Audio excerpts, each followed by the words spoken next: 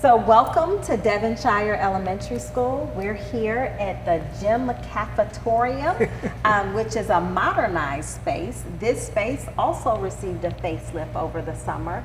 And I'll have Dr. Peddle tell you about their Project Adventure program here and all of the new resources that they have to this space. Yes, so we are a Project Adventure school, and Project Adventure is a methodology where we can allow students to produce a challenge by choice, to become leaders through experiences. It's an experiential learning cycle. So we look at what works, what doesn't work, we debrief, we change our minds, we go through it, and we just continually go through that cycle as it goes. And here is one of our bigger pieces of that Project Adventure methodology are climbing. So yes, here at Devonshire Project Adventure, we do climb our walls. We also have a zip line that goes across the middle of the gym, which the kids love. I haven't ridden it yet, but we'll see if this year's the year. This year we added 3 different apparatuses on the wall that are adaptive in their climbing abilities, so making sure that all of our students can access the climbing curriculum regardless of their ability level. We also essentially doubled our climbing wall over here. It used to be just this bottom part, which we referred to as the traverse wall, because you climbed sideways, but now you get to go up and down and sideways, because it goes all the way up to the ceiling. And the kids do belay each other. So they are supporting each other and allowing each other to go up and down on that climbing. We do have adults who support them, but they have to build that leadership and that trust and that communication ability through that belay activity. And then we go across the way here through Middle Mountain and Corner Mountain, all the way over to one of our favorite parts. That platform jumps out to a trapeze. So the students quite literally jump out into the free air and grab onto the trapeze as part of it. So it's a lot of climbing, it's a lot of fun, it's a lot of upper body strength that's needed. I wasn't quite prepared for my first time doing it with them here, but we also updated the floor in here. It has a little bit more cushion underneath it than a typical gymnasium floor, so that way we can add those mats on top, and it supports all of our students where they're at and being safe with that. We also have a colorful pattern that goes throughout. We have our 4 square area, we have the class area, and we just have so much fun going on in here. It's gonna be great. And so just to make sure I'm getting it correct, most of the climbing wall is already here, you just added to it as well as this area Correct, over here? yes. Okay. Yep. So we got fresh paint along the walls here, fresh paint on the floor, fresh floor, but then we added the upper part of our climbing wall here, and we added these 3 adaptive climbing pieces here. And throughout the building, you'll see that we've enhanced the learning environment significantly to support our students so that they can really leverage the learning spaces as they're continuing to learn and grow. And a question for you, why was this school one of the schools chosen for these renovations? So that's a great question, because we know that we had many buildings throughout the entire district that could use a significant upgrade like this. And so when we look at our footprint, we're looking at buildings that we have not invested in over the years, and prioritizing learning spaces where the enrollment, we can have the opportunity to expand enrollment, because it's also an opportunity for us to increase our enrollment at our schools. We can say not only do we have fabulous teaching, fabulous leaders, fabulous instructional practices, but we also have an amazing learning environment to support and increase our enrollment opportunities as well. Very cool. So out here in our corridors, we added drop ceilings to the whole building.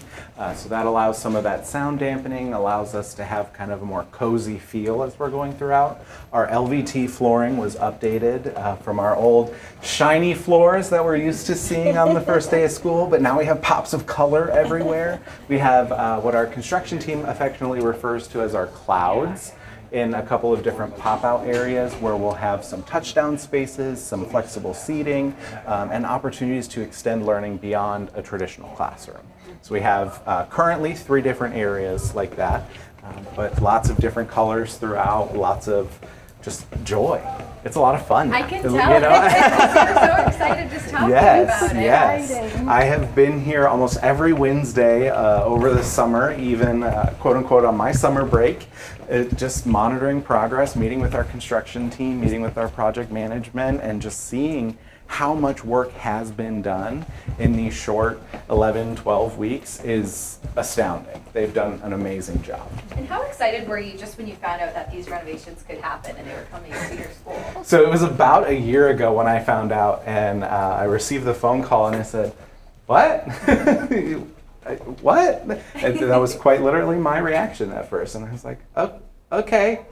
Send me a calendar invite and we'll figure it out." And we went from there just because it was a shock to me.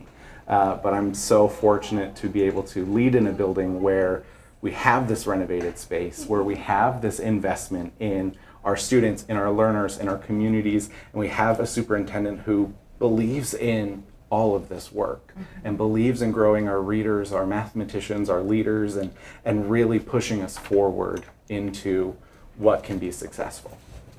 Awesome. So Yeah. cool. Awesome.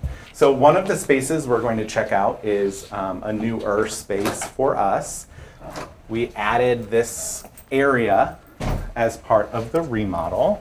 And this is more so a student services center. So we have a community-based counselor who is here full-time, 5 days a week to support students. We have a full-time school counselor with CCS. We have our peak teacher, which is positive efforts for adjustment and knowledge, so supporting students who might need classroom breaks, who might need interventions in the classroom. We also have kind of a flex space for any therapists who come to join us, whether that's speech therapy, occupational therapy, however that might be. We also have a full-time speech therapist and a full-time school psychologist. All of those folks are housed in one space now to support all of our students where they need.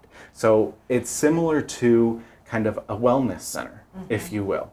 We have all of these offices and spaces to meet individually with students, but we also have this big group space where they can offer whole group sessions, where they can offer group therapies that might, however that looks for different students.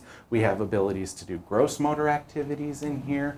We have abilities to do our Student of the Month celebrations with some cheetah pops here and there and our luncheons with those students. Like, we have the dedicated space. We just had to think differently about how we allocated each square inch within this building to really get creative and really support every single one of our students' needs. So what was the setup like before this? How did you It was that a all work? giant open library space. So if you remember those old computer labs that a lot of schools had, we probably had growing up, well, once we switched to Chromebooks, those became obsolete. And we had some flexible space within there. And so when we looked at our budget for the remodel, it was substantially more expensive to modify much of the cinder block walls. This half of the building was a lot of drywall and a lot more flexible when it came to adjustments. And so this was really where we focused a lot of that energy, and I'm super thrilled with how it came out. It's just so much brighter, it's so much more energetic. We have space to do things with the kids, and it's not just a classroom. Learning doesn't always happen at a desk in a classroom within four walls. And I think the Project Adventure methodology is really pivotal to that, because we go to Zip Zone, where they learn how to go through challenge courses. We take our 3rd, 4th, and 5th graders overnight camping. And yes, we go with them every year. Our kindergarten, 1st, and 2nd graders go to day camp for 2 days. And we just do so many different things that even from when I was in school, I was like, oh, that's an option? And so being able to lead with that and be a participant in those learning experiences is super fun. That's awesome. Yeah. All right. You want to show them the vending machine? That's a favorite. Yes. Yeah. So exciting. Ooh, look at that. So as we head down this way, this is similarly part of that 70s wing, if you will, that we were able to do a little bit more with in terms of the remodel. We have a brand new library space that's open, has some touchdown spaces with soft seating over here, technology hookups, so teachers can do small groups. Our primary literacy specialists can be out here with kiddos if they need to. We have a great partnership with Ohio Wesleyan, and they bring Bishop tutors to us twice a week. And they'll have partnership or places to do their tutoring and engage with each other. And then one of our favorite parts is the book vending machine. The kids absolutely adore this. They can earn coins from their teachers, they can earn coins from our PBIS or Positive Behavior Interventions and Supports program, and just, you would think you'd gave them the world. Yes. When they get to choose their piece of literature that they get to take home and call their own, Yes. With it's amazing. titles from LeBron James to Captain Underpants. It just really is a great opportunity to provide incentives for students to want to foster that love of reading and learning.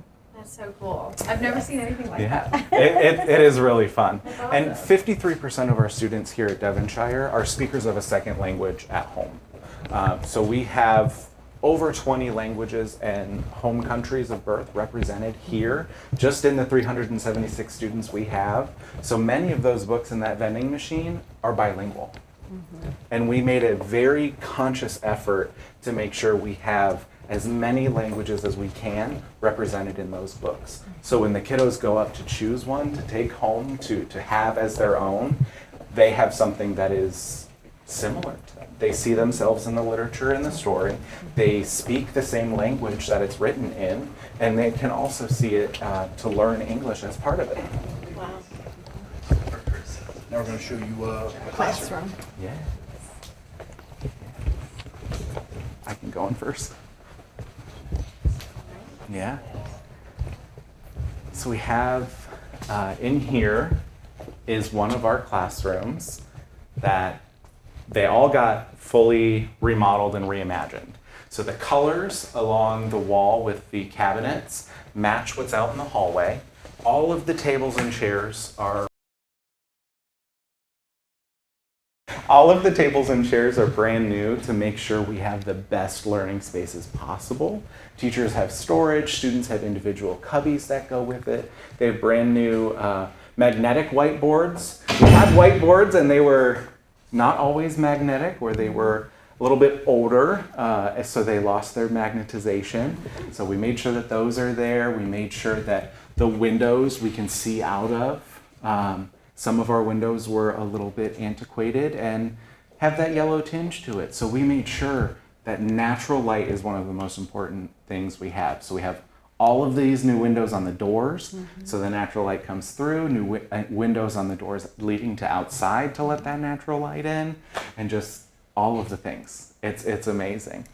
And this year, we're very lucky to have audio enhancement systems that provide 4 speakers in each classroom.